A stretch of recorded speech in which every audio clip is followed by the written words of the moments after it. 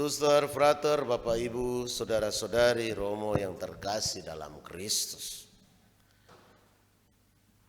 Menilai zaman sesuai dengan kebijaksanaan ilahi. Itu penting. Zaman semakin berkembang, semakin canggih.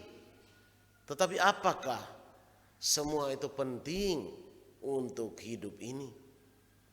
Semua itu berguna untuk mendapatkan kehidupan yang kekal. Kalau kita sekarang melihat anak-anak kecil, semuanya pintar sekali pakai HP. Tetapi apakah orang tua bijak membatasi jam supaya anak-anak tidak terjebak semata-mata sebagian waktunya, atau boleh dikatakan setelah pulang dari sekolah atau kalau tidak ada kesibukan lain, maka hampir 100% waktunya untuk main HP. Benarkah ada kebijaksanaan Allah, kebijaksanaan orang tua sebagai orang tua yang terdekat, sebagai wakil-wakil Allah yang terdekat? Maka 10 perintah Allah, hukum pertama sampai ketiga itu Tuhan Allah. Hukum keempat itu orang tua. Artinya orang tua adalah wakil Allah di dunia. Itu harus disadari.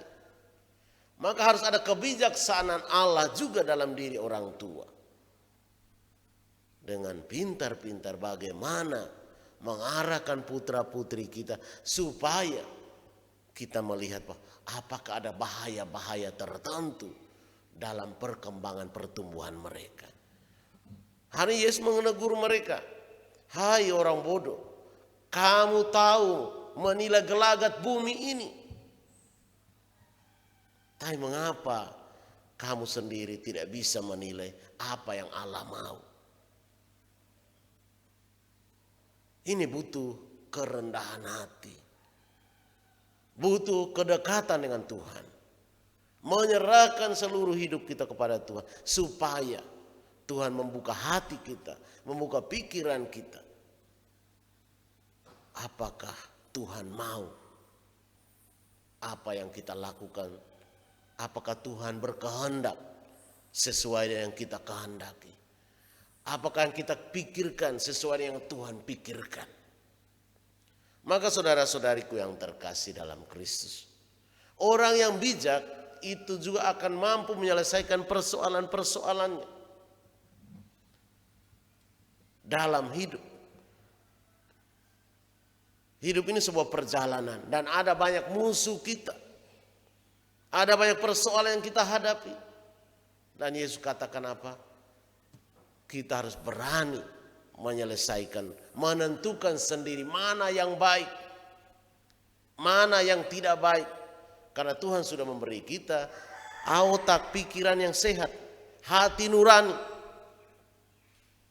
Sehingga harusnya kita tahu mana yang baik, mana yang tidak baik. Sebenarnya orang tua paham ini berbahaya untuk masa depan anak-anak saya.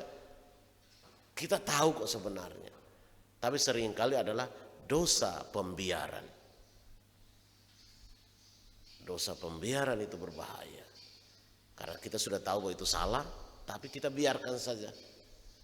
Kita tidak mau omong, tidak mau tegur, tidak mau larang. Padahal kita sudah tahu itu tidak baik. Maka saudara-saudariku yang terkasih dalam Kristus, kalau urusan yang polisi juga, urusan yang hukumnya kan pasti kita tahu. Kenapa Tuhan Yesus bilang jangan sampai ke hakim? Karena apa?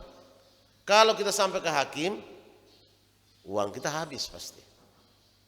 Pengadilan itu yang untung hanyalah pihak-pihak yang bekerja di sana. Kita yang bersengketa pasti habis-habisan. Menang juga jadi hancur karena uang pasti habis. Kalah juga jadi hancur karena uang kita pasti habis juga. Maka apakah semua harus diselesaikan di pengadilan? Tidak, menurut Yesus.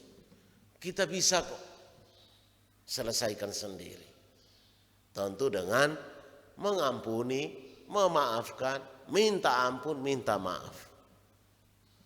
Orang hanya bisa memaafkan, bisa mengampuni kalau dia berjiwa besar. Kalau orang jiwa pengecut, dia tidak akan berani memaafkan, berani minta maaf, tidak akan. Tidak akan ada satu kata pun keluar dari mulutnya, saya minta maaf karena saya salah. Itu sebenarnya orang-orang yang jiwanya kecil sekali. Karena dia takut bahwa kalau dia minta maaf, dia akan direndahkan, padahal salah. Orang yang berani minta maaf akan dianggap lebih tinggi, lebih terhormat dibandingkan orang yang tidak pernah mau minta maaf. Maka saudara-saudariku yang terkasih, apakah kita bijak sesuai dengan kehendak ilahi pagi ini? Karena kita pasti tahu membaca tanda-tanda zaman. Tapi kenapa kita tidak bisa baca kehendak Allah? Semoga Tuhan memberkati kita. Amin.